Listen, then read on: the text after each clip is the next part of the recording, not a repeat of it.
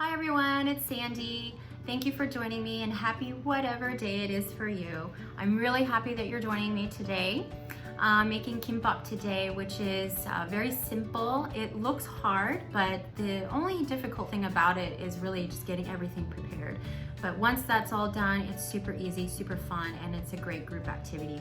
And when you give it to your friends or colleagues or things like that, it's really impressive that you made it. So, but it's super easy. I want you to remember that because I'm not a hardcore chef. I'm not a hardcore Korean, whatever that means, but my mom used to make it and I always loved it, going on road trips, having a snack and eating a little bit of kimbap and having some coffee. It's really weird, but it tastes really good together. I think it was the sweet of the sugar in the coffee and then the salty of the kimbap. But kim means seaweed, roasted seaweed, and bap means rice, so you're making basically rolls. And if you've ever been to a sushi restaurant, the stuff is usually on the inside and then you'll have a layer of rice on the outside. However, this is really kind of the opposite. It's where the roasted seaweed is on the outside and we have the goodies inside. So you can make it however you want. Today I'm making beef stir fry on the inside with multiple different kinds of vegetables, but you can make it vegetarian and put tofu, fried tofu. If you don't eat large animals, you can eat tuna and mix it with mayonnaise or stir fry some kimchi into it. They've been doing some donkasu, which is fried pork cutlets, Japanese style, and making them into strips and putting them in the rolls as well. So you just make it whatever you want. But I think if you get the really basic foundation of how to make it, you can do anything that your heart's desire. And it looks really cool.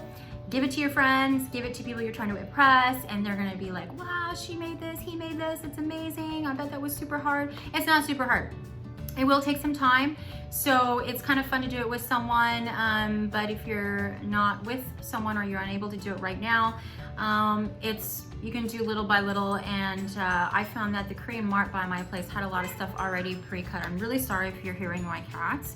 I think that it's kind of cool that they're adding their thoughts into this video, but there's no way to get rid of them right now because they live in this house too. So I apologize for that, but let's just include them in this video.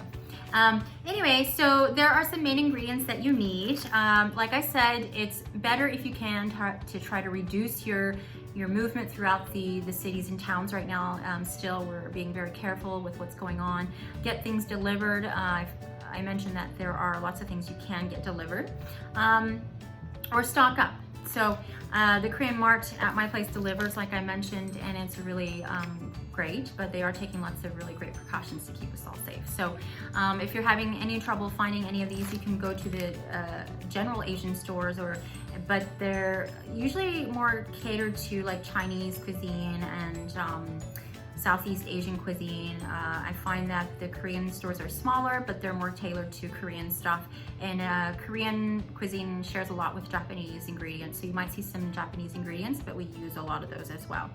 So one thing that you'll need for this is a roller.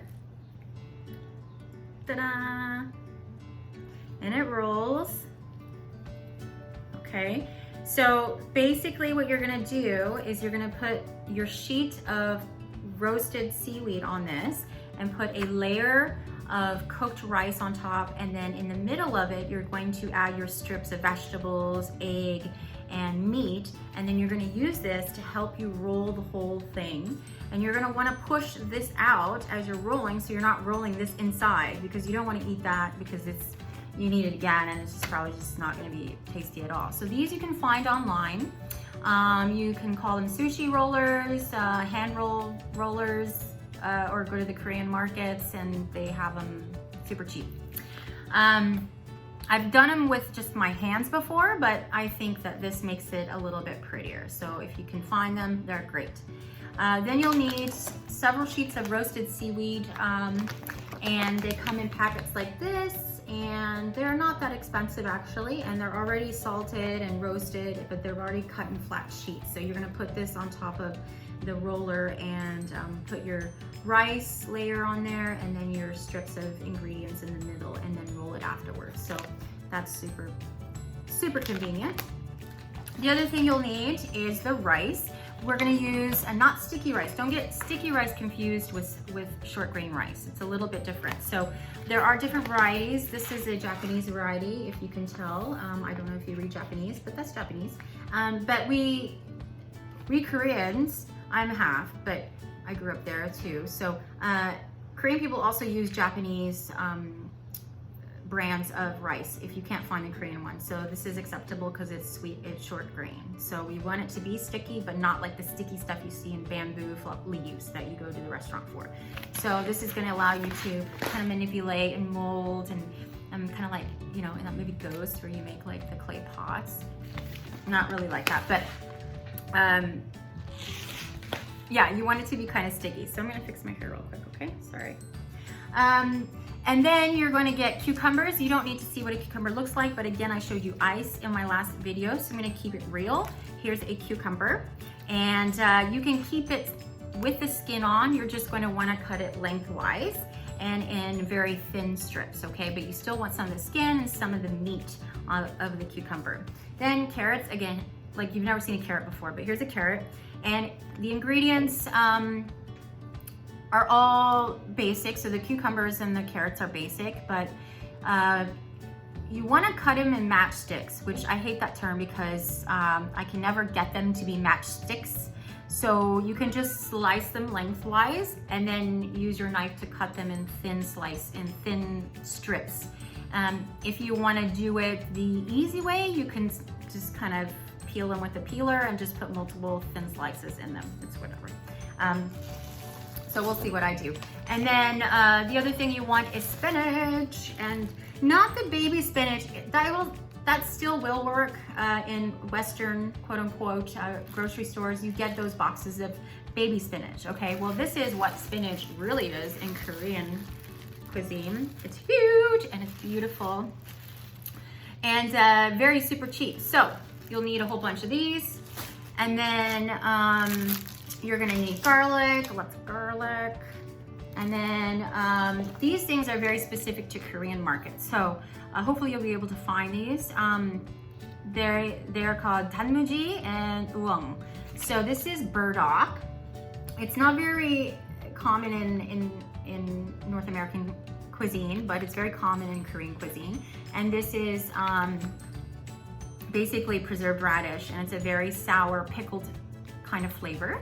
And burdock is known for, in Chinese medicine, to have a lot of benefits to your health as well. But it's got a really interesting texture. It's not overpowering, and it's got a little crunch to it.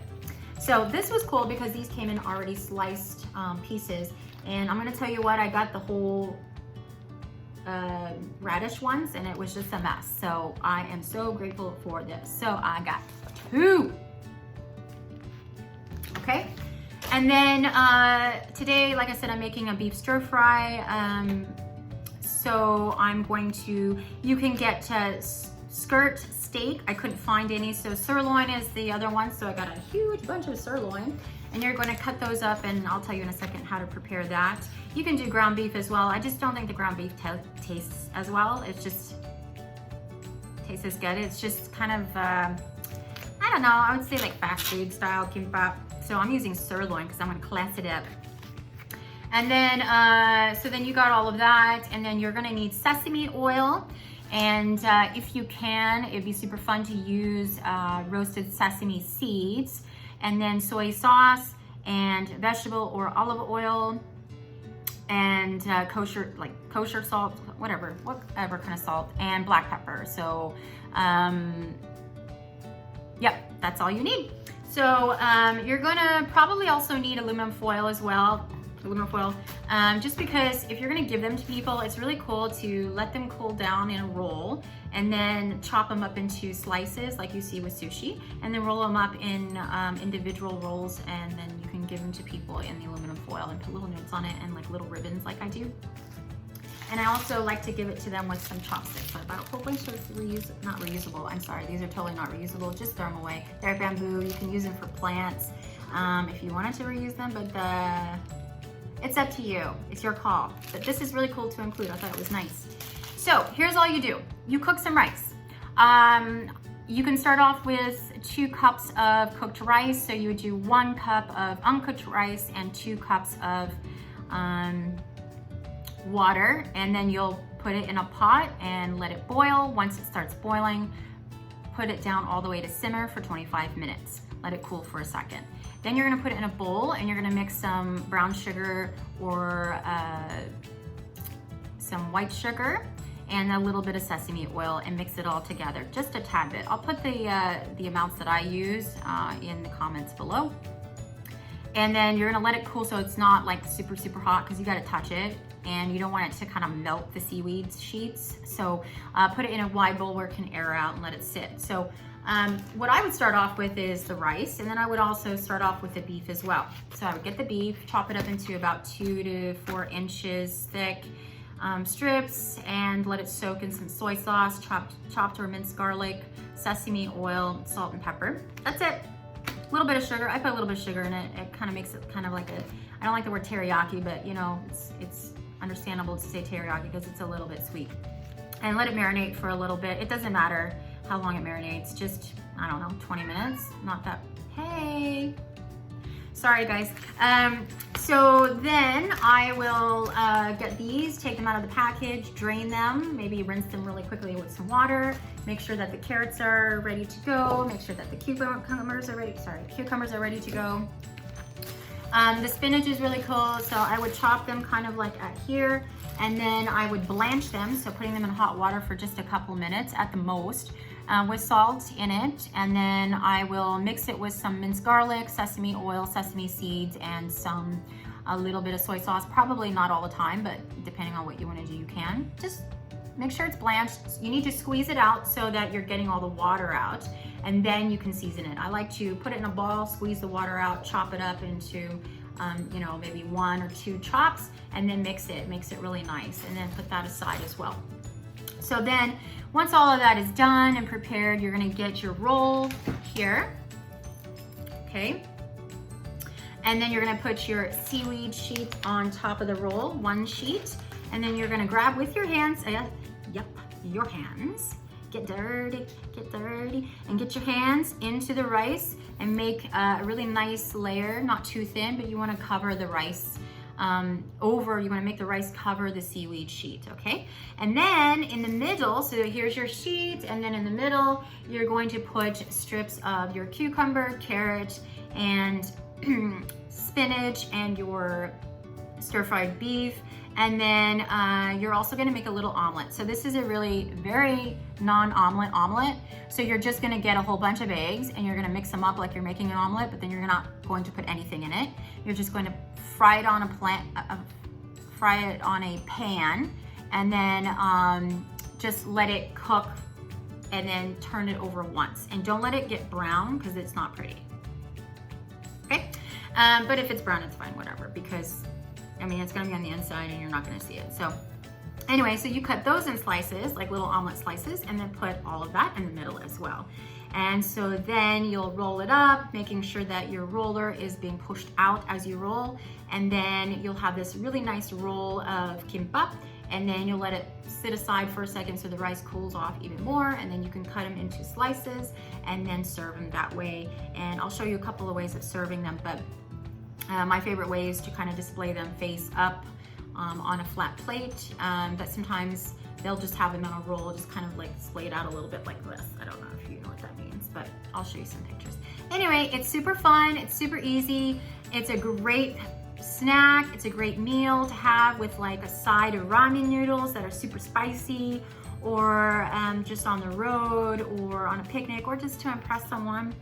And change it up, make it vegetarian, put some tofu in there, make it tuna, put some tuna with mayonnaise in there, stir fry some kimchi if you get kimchi, put anything you want in there, whatever you think would be great. I think avocado would be great in there too, it's just not a classic part of kimbap. But so I'll show you a great picture, make sure you wait for the picture, and then tell me what you think if you decide to make it, and I hope you really enjoyed it. It's super yummy, it's kimbap.